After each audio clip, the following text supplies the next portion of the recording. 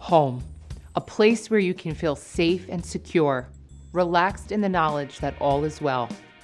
That all changes when you have a baby. Now home is a death trap. It's hard to relax when there's a curious, mobile babe eager to test every boundary and put every object in his mouth. To give yourself some peace of mind, we childproof. When childproofing the home, it's important to get down on your hands and knees and look around at all the small objects that are on tables and on chairs that the child could potentially put in her mouth. There are things all over your house that you might not even realize are there that could potentially be a danger, that he could put in his mouth and he could swallow and choke on. Especially when you have an older child that has small little toys that are age appropriate for your older child. You gotta start getting those up high. Once on the ground, you'll notice things like outlets. You can start with outlet covers, but a study by Temple University found that 100% of 2 to 4-year-olds were able to remove one type of plastic outlet cap within 10 seconds. You might want to consider installing tamper-resistant receptacles, or TRRs. These outlets have spring-loaded shutters that close off the contact openings. Children also love to tug on the cords that plug into outlets, so tuck cords out of sight. Then follow the cord. One child every half an hour is treated from an injury from a falling television. TV should be anchored to the ground or wall, as should any heavy furniture. In addition, look for any sharp corners on tables, on fireplaces, on chairs that could potentially be a hazard where she could bump her head. They have these nice bumpers that could protect the child, and you could set that up way before the child is crawling. Consider your child's access to doors and windows. Doorknob covers prevent little hands from opening them and escaping. There are many cushioning devices to keep doors from pinching little fingers. Consider childproofing any windows above ground level. The average screen can easily be pushed out. There are childproof screens or grill-type guards, and there are also window stops that control the opening size of the windows.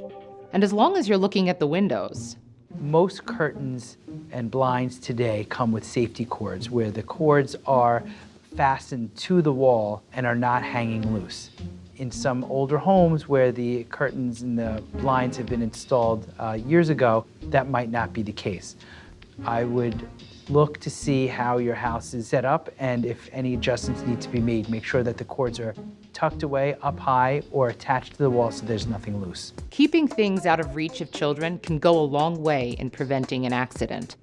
If you have medications, keep them high in a cabinet. If you have firearms, safe storage decreases the risk of injury or death. Even a child as young as 3 has the finger strength to pull a trigger.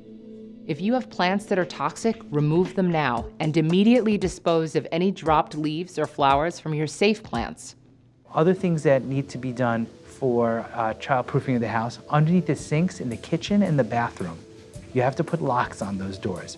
You have to make the assumption that anytime your child starts crawling, anything that's underneath the kitchen sink and the bathroom sink, those cleaners, the soaps, the detergents, the bleach, will be in your child's mouth at some point. So anything that's underneath needs to be locked away or put up high. Pots and pans we don't worry so much about. You have to put up gates where you have stairs, and putting gates around, let's say, your kitchen is not enough. You still need to baby-proof your kitchen and get all of those poisonous cleaners away from the child's grasp. Once you've tackled child-specific proofing, double-check other safety features around the home. Make sure the batteries and fire and carbon monoxide detectors are charged. Drowning is a common risk. Install fencing around any bodies of water, such as pools or backyard ponds. Put latches on toilet seats and never leave an infant alone in the tub. And of course, as your child ages, you'll have to assess age-related risks and adjust any and all safety measures. Parenting. Your home will truly never be the same. I'm Dr. Allison Suarez, and you're watching the eHealth Network. See you next time.